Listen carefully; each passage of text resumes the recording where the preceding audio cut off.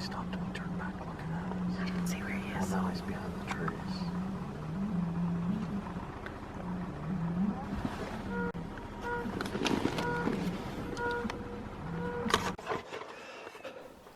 We have traveled to where two worlds collide, so to speak.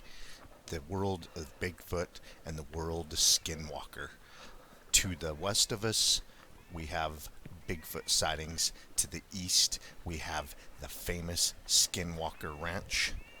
We're here to take a look around to see if we can find evidence of Skinwalker or Bigfoot.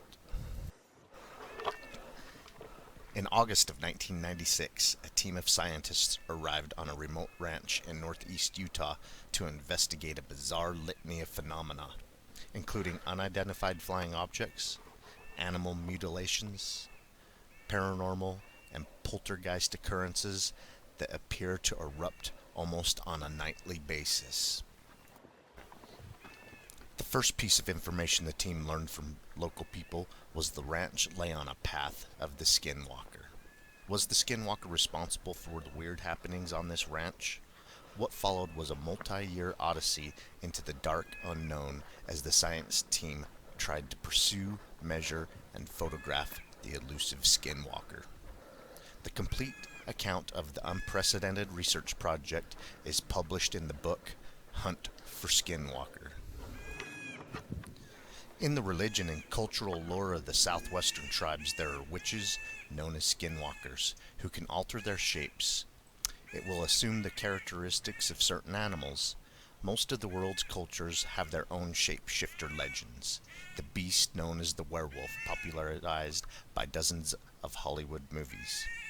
European legends as far back as the 1500s tell stories about werewolves. The people of India have a were-tiger legend. Africa has were-leopards and were-jackals, and Egyptians tell of were-hyenas.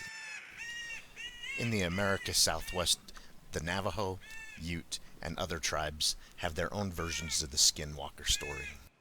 These legends and stories are basically the same thing. A person or a witch is capable of transforming itself into a wolf, coyote, bear, bird, or any other animal. Basically, the most prevalent story is the person that can transform into a wolf or coyote. The witch might wear the hide of the skin of the animal it identifies with to assume, and when the transformation is complete, the human inherits the speed, strength, or cunning of the animal whose shape it is taken. The Navajo skinwalkers use mind control to make their victims do things to hurt themselves and even end their lives. The skinwalker is a very powerful witch that can run faster than a car and can jump mesa cliffs without any effort at all.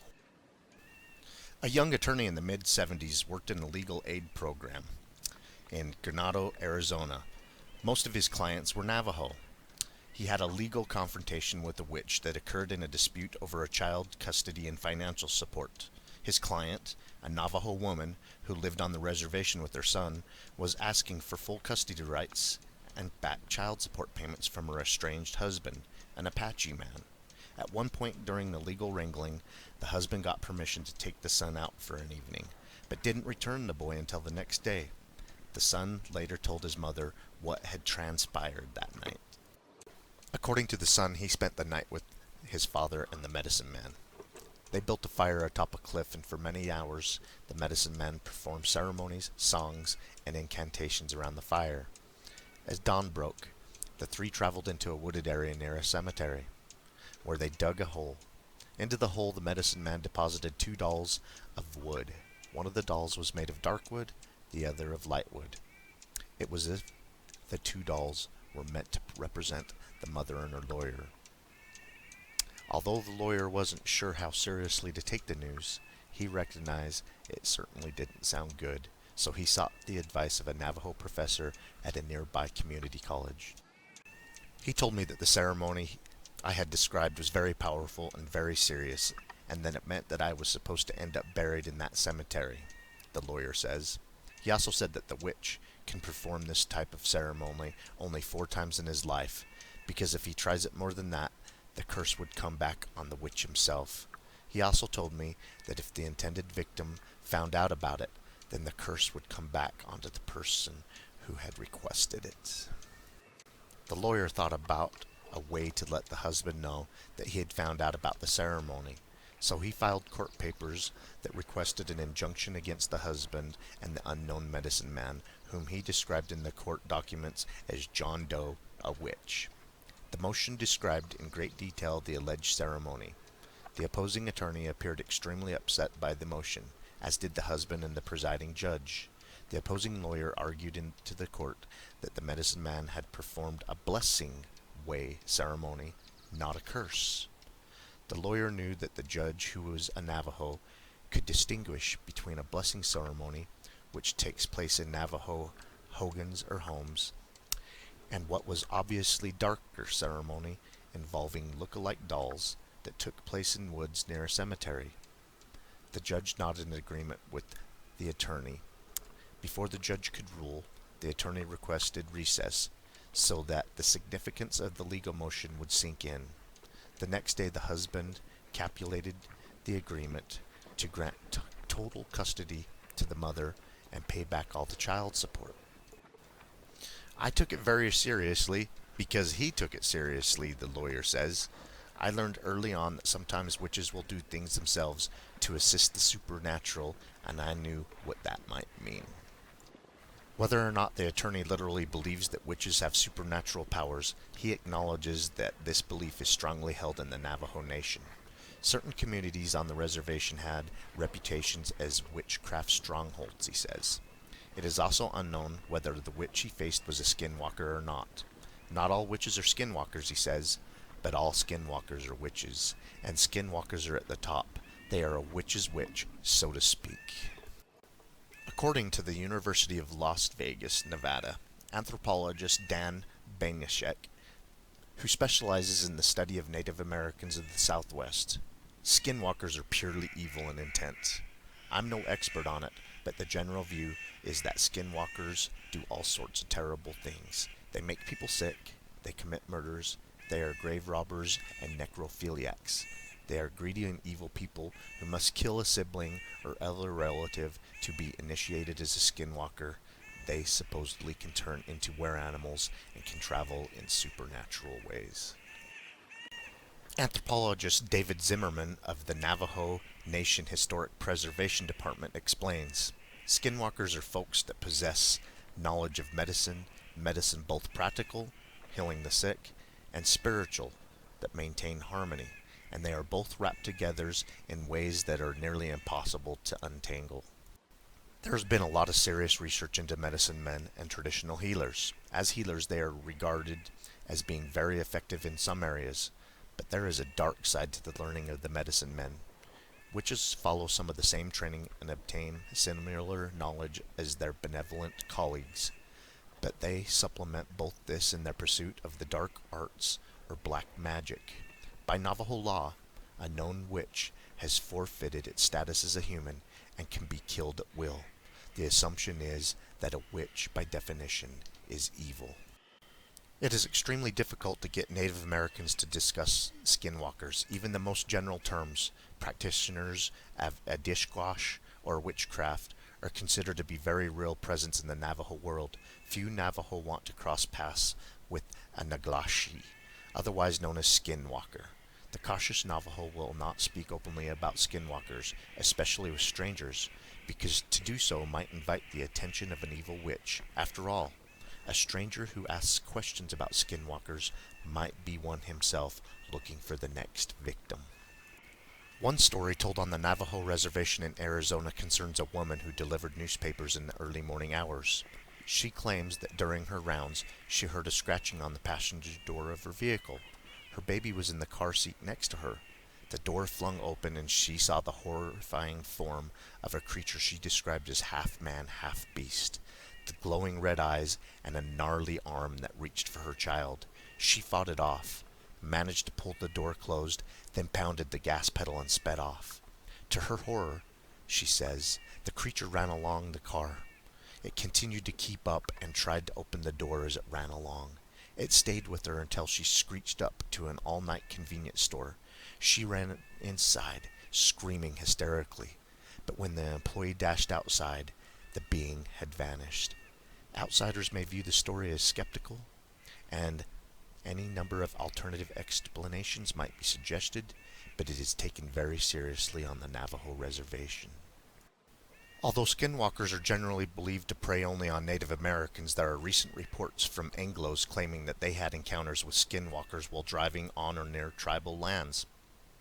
One New Mexico Highway Patrol officer told us that while patrolling a stretch of highway south of Gallup, New Mexico, he had two separate encounters with a ghastly creature that seemed to attach itself to the door of his vehicle. During the first encounter, the veteran law enforcement officer said that the unearthly being appeared to be wearing a ghostly mask as it kept pace with his patrol car. To his horror, he realized that the ghoulish specter wasn't attached to the door at all. Instead, he said it was running alongside his vehicle as he cruised down the highway at a high rate of speed. The officer said that he had a nearly identical experience in the same area a few days later. He was shaken to the core by these encounters, but didn't realize that he would soon get some confirmation that what he had seen was real. While having coffee with a fellow highway patrolman not long after the second incident, the cop cautiously described his twin experiences.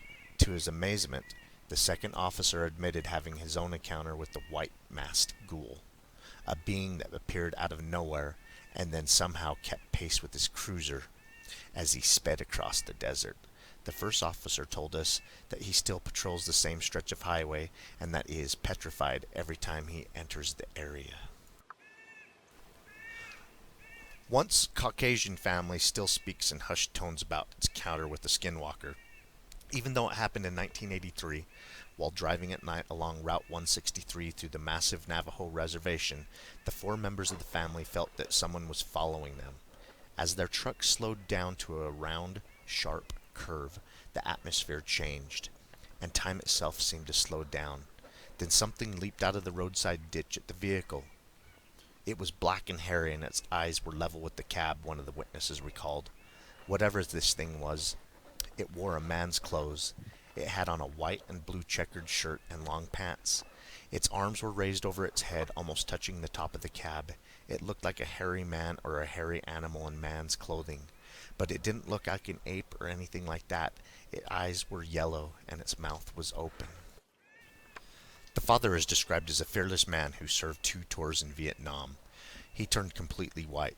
The blood drained from his face, the hair on his neck and arms stood up, like a cat under duress, and noticeable goosebumps erupted from his skin.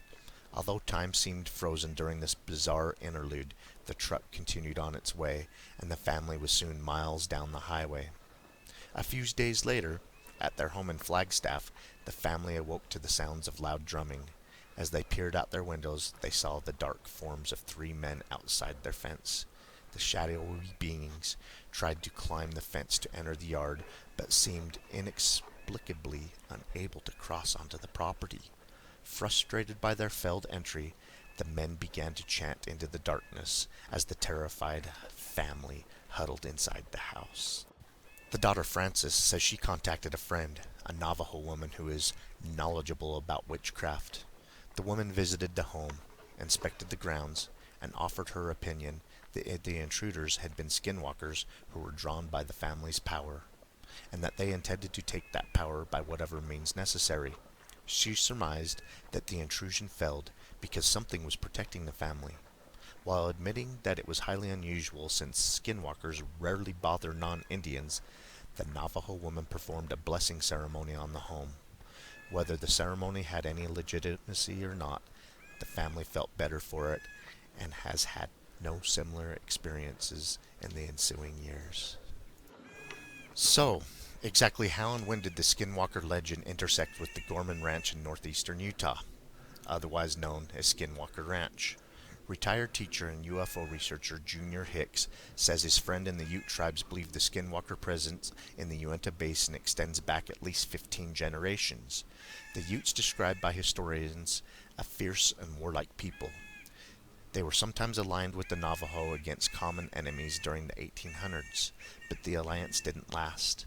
When the Utes first acquired horses from the Spanish, they enthusiastically embraced the Spanish example of engaging in the slave trade. They reportedly abducted Navajos and other Indians and sold them in New Mexico slave markets. Later, during the American Civil War, some Ute bands took orders from Kit Carson in the military campaign against the Navajo.